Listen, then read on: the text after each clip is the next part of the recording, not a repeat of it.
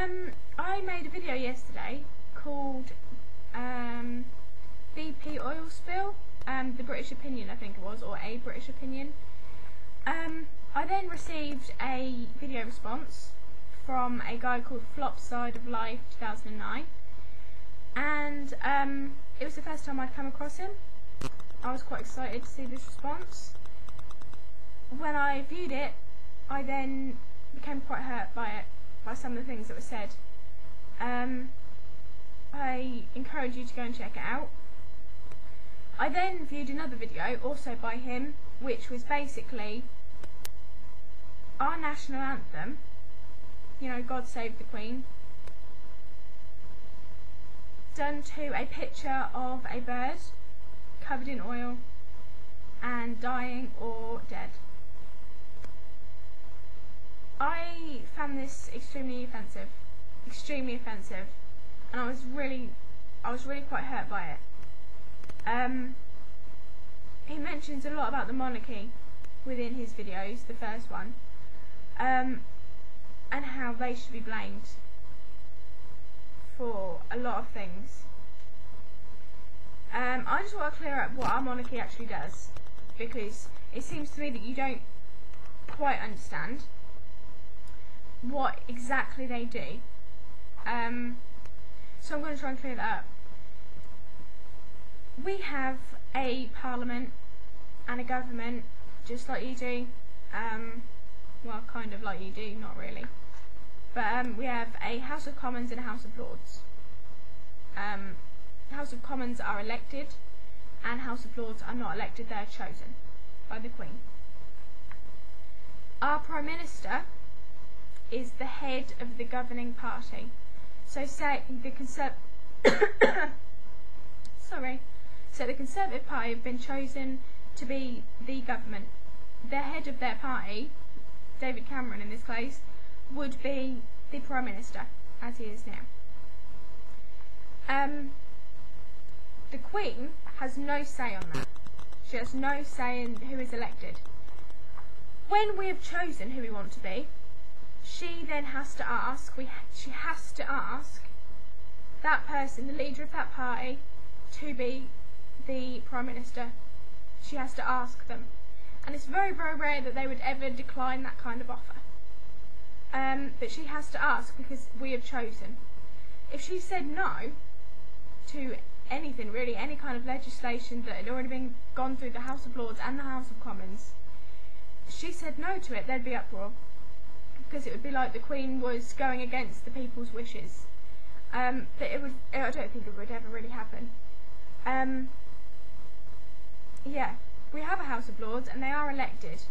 They are people who have, hundreds of years ago mainly, you know, generations beforehand, have been brilliant in business or have got lots of land, and they have been awarded lordship by the monarch of the time. And that's, their descendants have all been in the House of Lords, and things like that have just grown up. And basically they're like a filter for legislation, stopping any ridiculous things going through. Which is basically what they do. The monarch has no real power. You know, it doesn't.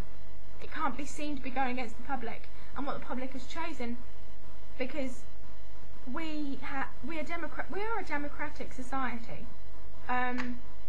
We may have a monarch, but she's our figurehead. She is what we look to. She supplies unity. You know, instead of having every 5 years a different person leading the country for us to look to, or whatever, she's always there.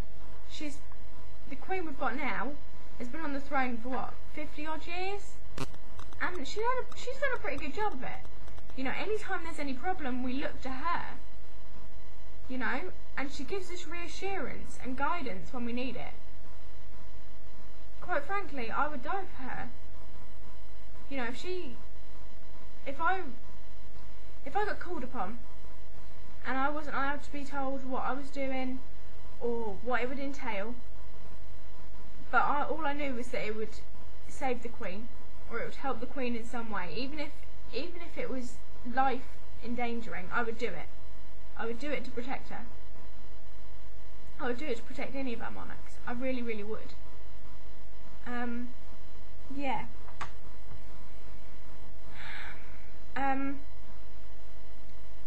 This person sent me a message after I'd said that I found it extremely offensive, and it would be like burning the American flag. There's a law against that in America.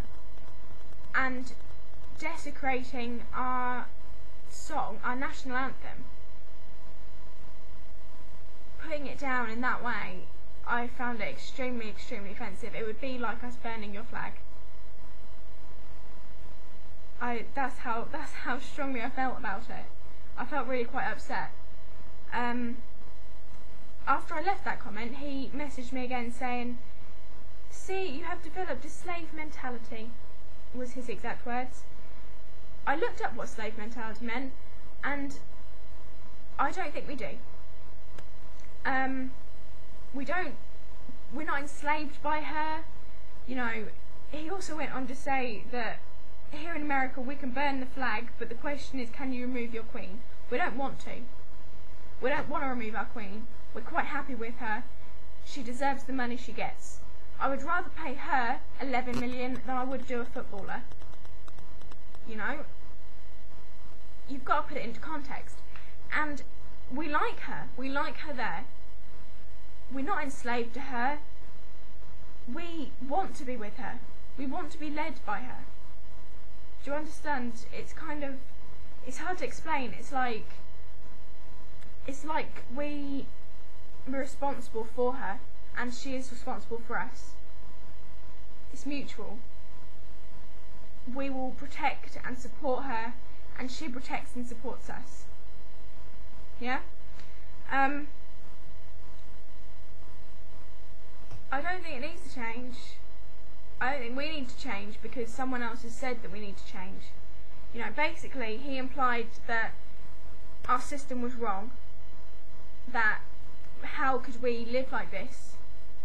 How could we not be as free as America? We may not be the most democratic of nations, but that doesn't matter. We like it the way it is, or at least I do. I like it the way it is.